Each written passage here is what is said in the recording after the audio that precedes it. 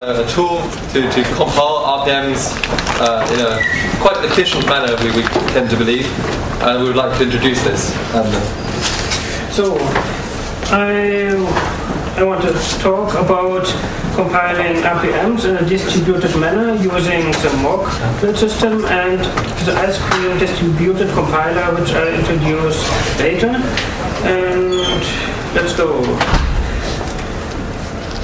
So, I will talk about mocks, compiling of RPMs in a clean way, ice cream, the distribution of compiling, and how the mock build environment is configured. And I have made a script which uses things together, calculates a build order, and spreading the RPMs to external build servers, and to make it configurable for several different options. Then you need to build a package with special feature. So software steadily increasing in size. It becomes bigger and bigger. Fedora 14, for example, has much more packages than Fedora 6. So the problem is it results in a lot of packages and big compilation time. It takes long, and so long when you want to build a distribution like CentOS, it might take many days. So the goal of this work is building on clean CH roots. That is a thing you must do. So the compilation jobs, especially packages and software which is written in C and C++, is distributed using ice cream. So the correct build order is calculated by the script I have made. So normally it's done via the try and error method and turn around and the looping method, and it takes so long until all the dependencies are resolved. So, and it's done on the compilation classes. It must not be the same Linux distribution, it can be any other, but only the same feature, and they must be able to run the compilation, the compiler binaries. So, mock. Mock is a environment to build RPMs in a clean way. So there are RPMs in a predefined manner. So on initialization there is a basic set of the packages in the distribution, which is set in a different directory, and it's built there in a clean CH root, so it is not infecting the host system when compiling software. The base system is initialized via a software repository for YAM. It's like apt-get for Debian packages, so they come from any software repository, make an official or not an official, which serves the whole distribution on an FTP or HTTP server. So, ice cream is a tool which can compile jobs as a software for which is written in C or C++ on a distributed compilation cluster. So when ice cream is installed, it wraps the C and C++ binaries via an environment variable on the path where the GCC is found first in the ice cream directory. It wraps the CCC to use the ICC binary. This particular host must be installed on the network that is keeping track of all build servers which are registering there, and machines can join the cloud and register it. the scheduler host automatically distributes the compiler RPMs to the distributed compilation nodes, so it can compile it under the same version. So when other distribution like Gentoo or SUSE or Debian is installed, it has other compiler versions normally, but the scheduler distributes the correct version to them so that the software which is compiled is correct. So, if said that Linux distributions can be for anything, they only have to be the same architecture and must be able to run the binaries. So, how is Mock set up with ice cream to use it? Mock has a default configuration that is for your Linux distribution. There is a package that is called build. That means this is for setting up the base build environment. And I've added ice cream so it is set up to build on the distributed compilation cloud. The second option is the number of cores you have to define. That is an RPM macro that is delegated to the spec file, so the make process knows how many cores the compilation jobs must be distributed so it can work efficiently. So the GCC and C++ wrappers are defined by a profile path. It must be used so that's in the ice cream package so that the right CCC is used on the clean page root. And also to make ice cream work properly in the CH root, there must the cache delegated to it.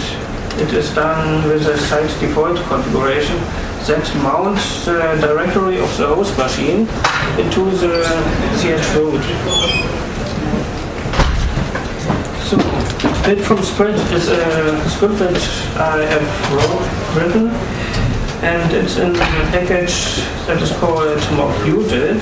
So, it does the following things. It calculates the build order, and it distributes the source packages to build servers, and it's able to build packages with different configurations. So, what's the build order made?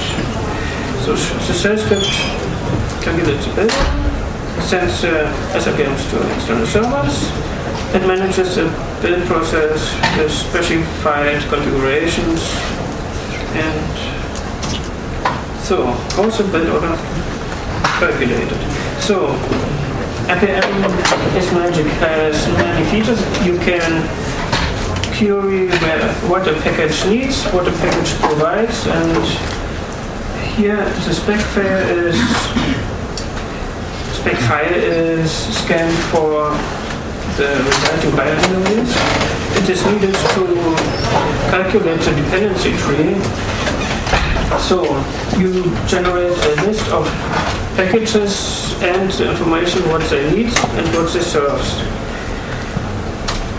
And with this information you can feed a make file with the information. So you get a build order when you run make, and it's done by touching files. So you can say this package requires this and provides this and this. But the action is to touch a file. And in this case I only say yes, this is done, and I write the package name to a list. And when you run make, you get a list of the build order. So, what does external servers need? External servers need SSH public key authentication because SSH and SCP is used in the script, and it must be run automatically. So the directory of the RPMs must be exported via HTTP because there are also dependencies of the sources you are building for. So the build servers can also support error log files in 3 stages, and there is a setup log, a build log, and a files compilation log, files packaging. So you can targeting the issue. You can find the failures easier. And you can define with a configuration which architecture you want to support.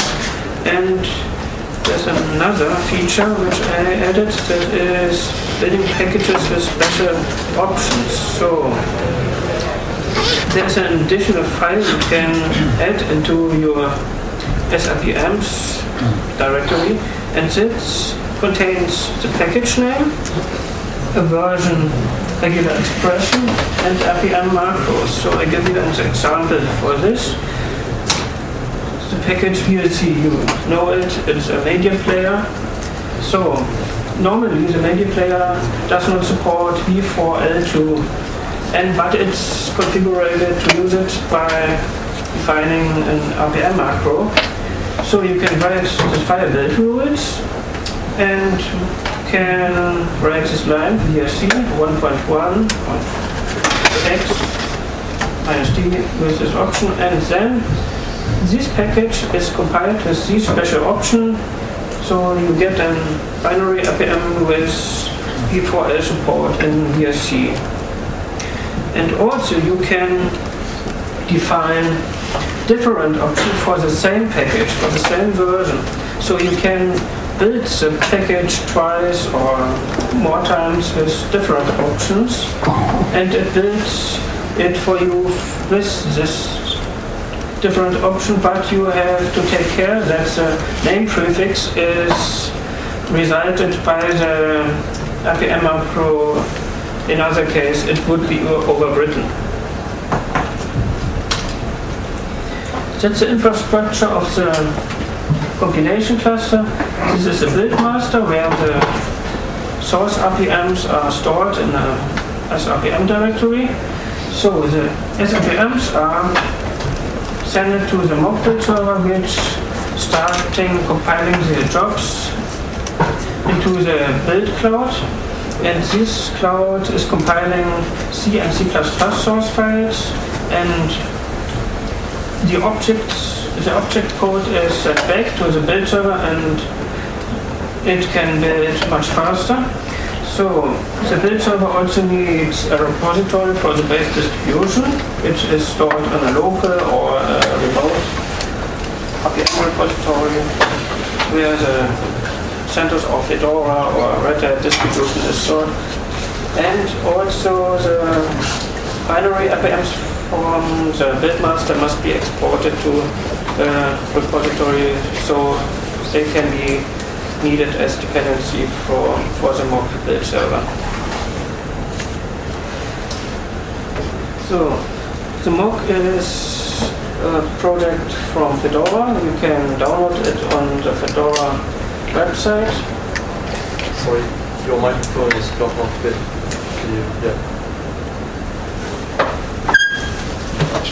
So Ice Cream is a distributed compilation service that is located on SUSE. SUSE has started the project and hosted it.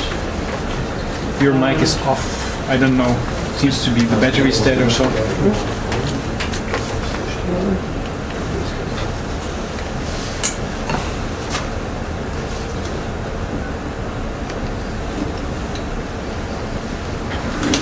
There's a new battery, just a second. It's only the resources left anyway. Just what I forgot to note, while some of us might be associated with CentOS, this is actually not what CentOS is using or something. Just as a background information, I forgot to mention that at the beginning. This is not the build service or CentOS or something, this is something we did in our spare time. Okay, so don't blame this for CentOS 6 not arriving and stuff like that. I I already did, so it's too late. Okay.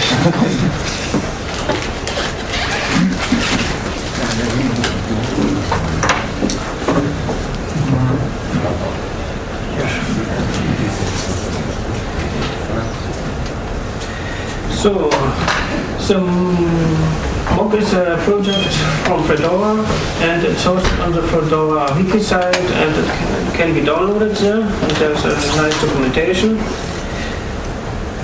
Ice Cream, the distributed C and C++ compiling service, is managed by the SUSE build service and can be downloaded there. So, and the mock utils is a script which I made, and this can be found on the Old University. On this path, it's a YAM repository where you can easily add this into your YAM configuration, or you can download the packages for mock and mock utilities. Yeah, thank you for attention. And do you have any questions? Yes? Is your system resistant to network failures or unexpected slave hosts shutdown or reboot or something like that? On failed Ice Cream cluster is not a problem. It gets only slower, but when a mock build server is shutting down, you get an error, and the script stops at this point, and you get an... I mean the failure of slave host where compilation is made. Near the Ice Cream scheduler waits for a compiled object code when it comes back, and when it's not come back, it will send it out to the cloud, and it waits until it arrives back. It tries 10 times, and it's not... Another question is, if I understand correctly, only compilation is distributed, right? Only the compilation is distributed. For C and C++? Yes, for C and C++, and we are working on distributing RPM compile jobs. That's the next step. So it's a bottleneck on this time when Java or Python code is packaged. It would be better to distribute the whole package. This package, this server, and this server. Then those package there, so we have only to set up one mock server. So we are working on a common way of distributing RPMs to mock servers. I have a competing project that supports everything you like, and maybe you'll find it interesting. I have a competing project, and I think in some places it's better, and maybe it can be adapted for your needs. Well, if you have something like OpenOffice, which on one machine would take ages, like compiling on 20 machines, you've got a far more rapid sort of development life cycle. So yes, of course you could use something that just have these source RPMs distributed on machines, but then you have a day of building OpenOffice. Whereas here you've got 20 machines chunnering away, so you've got a few hours to build OpenOffice. I asked my question about resistance to network failure and so on, because it may be useful for slow architectures to run bulk builds even over internet or any other. We've done it on ARM and stuff. For example. Yeah, that's been done so that you can have many distribution packages, building packages over internet would be useful feature. Normally we are compiling on a university network or in a room with 20 PCs, and that's fast enough. They have gigabit communication and it's efficient. Okay. Any other question? Yes? This mock tool, does it only support the Red Hat based distributions, or does it work with OpenSUSE and stuff too? Normally it works with all RPM-based distributions when the repository is Yum-like. You can make it with a tool, create repo, and you can make a Yum-compatible repository. So you can delegate the base system to your build system and use mock for it. And the SUSE repositories should be Yum compatible because you can use Yum in SUSE. Yeah, but sometimes the tools then have problems with bootstrapping the system. Should have.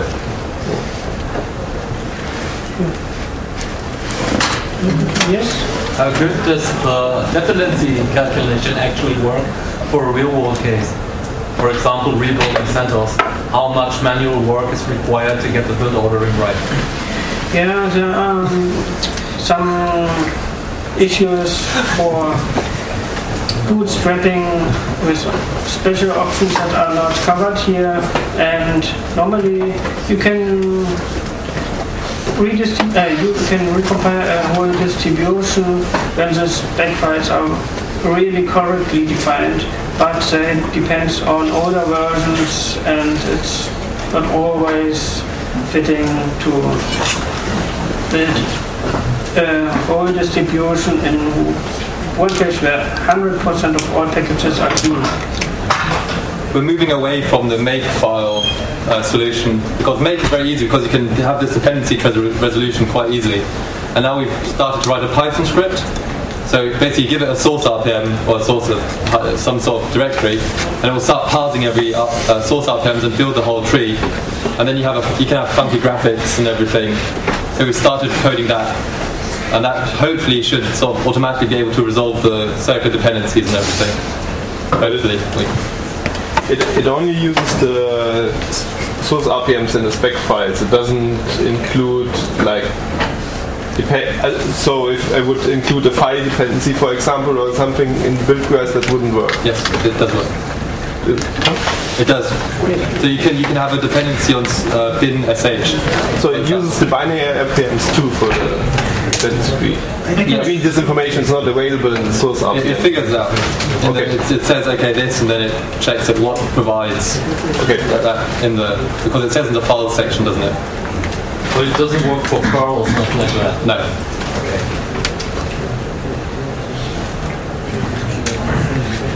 This is a set of the packages which are. This is a dependency tree. This is a information for the dependency tree.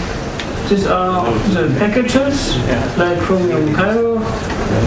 This package needs this, and serves these, and these.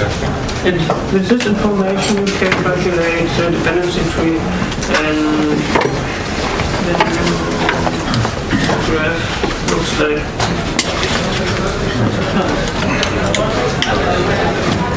sorry.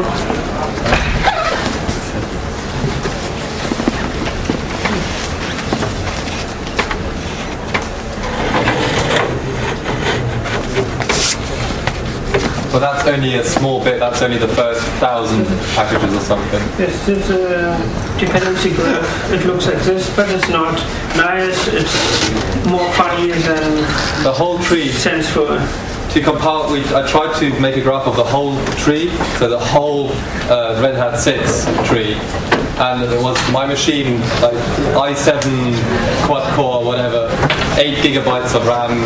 It took 84 hours and it still wasn't finished.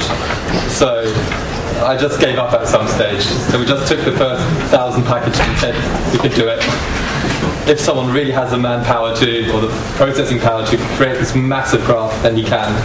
But it would be nice if it would be interactive, maybe at some stage. You can see what's compiling and Another question. Can you compare your build system with OpenSUSE build service? OpenSUSE. Yes, I could too, but we have decided to use this, but because it's the same way that Red Hat like distributions do, like CentOS or Fedora, they all use Smoke.